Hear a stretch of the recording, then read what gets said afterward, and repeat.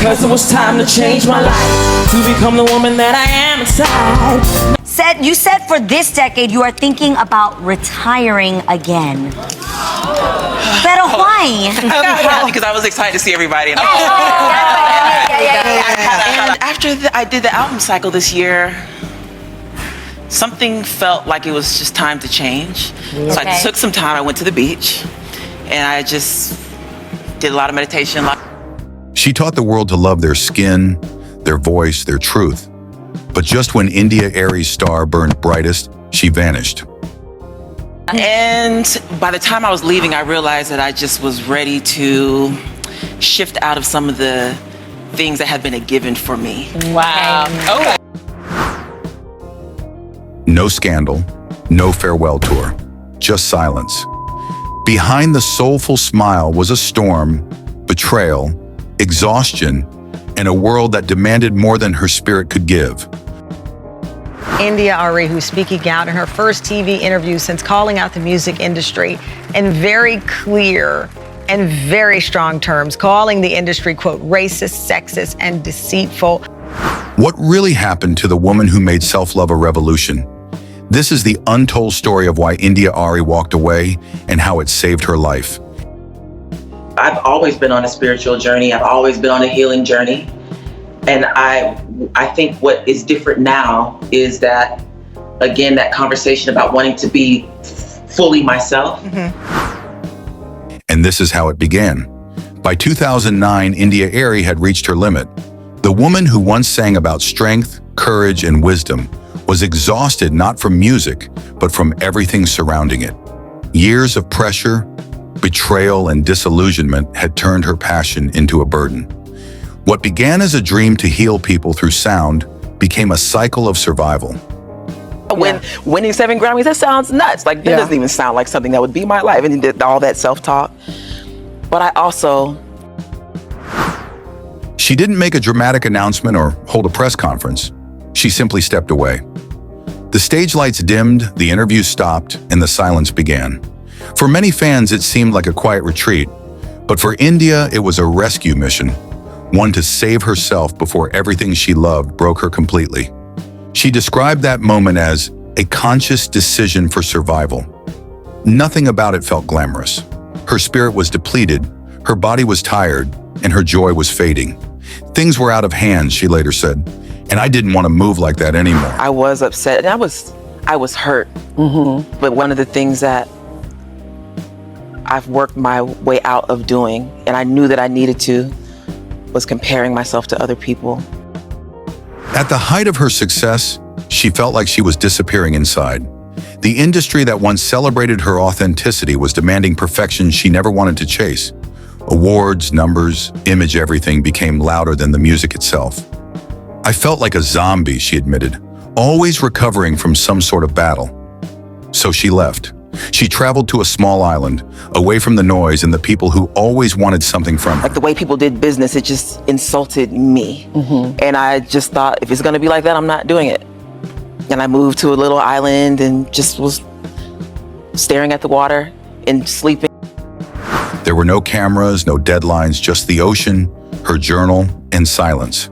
She spent her days meditating, writing, and sleeping, learning what it meant to simply be. And there was several months where I was retired. And I was just... How are you going to retire from music? Because music is you. Well, I didn't say I wouldn't sing. Yeah. I just decided I wasn't going to do the music industry. In those quiet moments, she faced what she had been avoiding herself. She realized that for years, she had allowed others to define what success looked like. Every decision had been filtered through someone else's approval. Her retreat became a mirror, forcing her to ask the hardest question of all. Who am I without the music? What she found wasn't an ending, but a beginning. By daring to stop, she discovered that stepping away didn't mean giving up. It meant choosing peace over performance. The silence wasn't failure, it was healing. And for India Arie, it was the first real note in a brand new song. Fame wasn't what broke India Arie, people did. Not the fans, but the ones who smiled across boardroom tables, shook her hand, and promised loyalty they never meant to keep. Behind the glow of awards and album covers was a world she called spiritually violent, a place where kindness was currency and betrayal was business as usual. She had walked into the industry believing honesty and talent were enough, but the higher she climbed, the more she learned that the music business wasn't built on harmony, it was built on control. She trusted people she considered family managers, partners, executives, only to watch them twist her trust into leverage. Regular good people would never do what they did in business, she once said. There were broken promises, missing money, and endless manipulation. Every handshake came with hidden terms. Every favor had a price. And for an artist like India, who lived by integrity, that world was poison. Her values didn't fit the system. She wanted music to heal. They wanted it to sell. She wanted peace. They wanted profit. The deeper she went, the more she realized she was being molded into someone else's version of who India Arie should be. She described feeling shuttled around, watching others pull the strings while she just nodded along. I wasn't running my own life, she said. I was doing what everyone else thought was best for me. That loss of control came with a cost. Her spirit dimmed, her health declined. The very thing that had once connected her to God, her music now left her drained and hollow. It wasn't that she stopped loving the art. She stopped loving the environment it lived in. When she looked around and saw lies, greed, and exploitation disguised as business, she made a choice. If that was the price of success, she didn't want it. So she stopped fighting to belong in a space that felt wrong. India Arie wasn't walking away from music. She was walking away from the noise. Because the next heartbreak wouldn't come from a contract. It would come from the stage that once made her a star. It was supposed to be the moment every artist dreams of, the night the world crowned her success. 7 Grammy nominations, 7 chances to celebrate her debut album, Acoustic Soul, a record that spoke truth, love, and self-acceptance. Critics adored it, fans connected with it.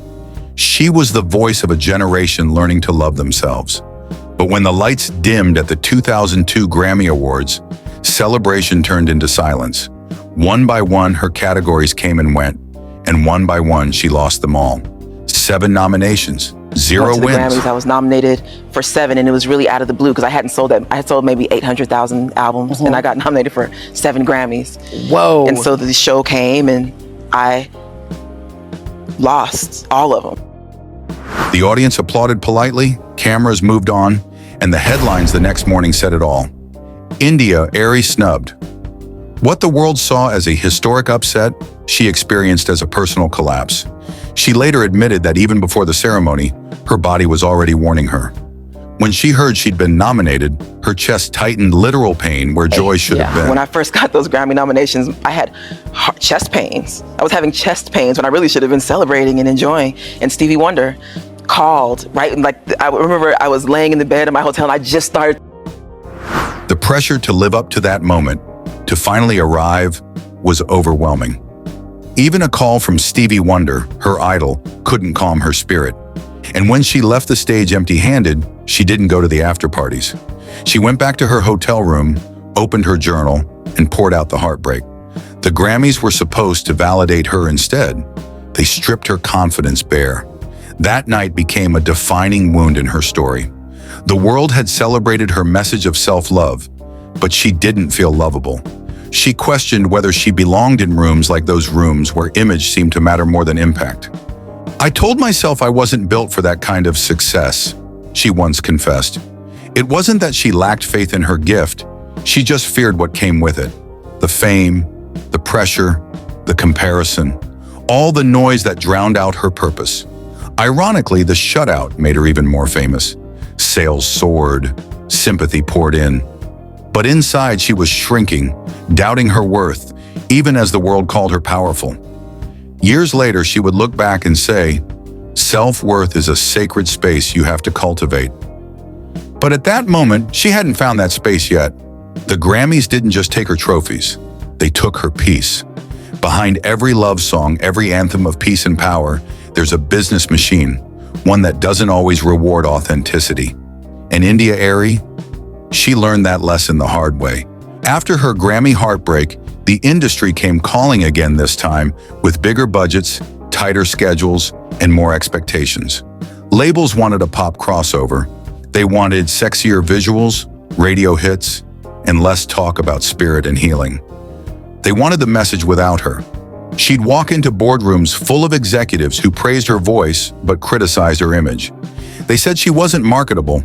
They said her hair, her skin tone, her softness didn't fit the mold, and she realized the system wasn't just flawed, it was built that way. She once told Oprah, "I was being asked to be smaller, quieter, more palatable. But everything in me said no." The same woman who wrote "I am not my hair" was living through the very prejudice she sang about. And she began to see how many Black women in music had faced the same pressure. Lauryn Hill, Jill Scott, Erykah Badu, all women who challenged the narrative and paid a price for it. For India, the price was exhaustion. She started feeling disconnected from her own music. Studio sessions turned into strategy meetings. Every lyric was questioned, every outfit debated, every sound adjusted for mainstream appeal. At one point, she was told her album artwork needed to be lighter. Literally, they wanted her skin tone airbrushed. That was the breaking point. She refused. "I realized I couldn't serve two masters," she said. "My spirit and the system couldn't coexist." That's when she made a decision most artists never dare to make. She walked away from the machine, not out of failure, but out of self-preservation. When I just retired and fired my business team and decided, I was going to take a break. About a year after that, I had an epiphany that I was living the life my mother wanted me to live. Well, And while critics thought her career was fading, she was actually healing. She started meditating, traveling, and writing without deadlines or expectations. The woman the industry once called too conscious was finally reclaiming her consciousness. In the end, India Arie didn't lose the industry. The industry lost her.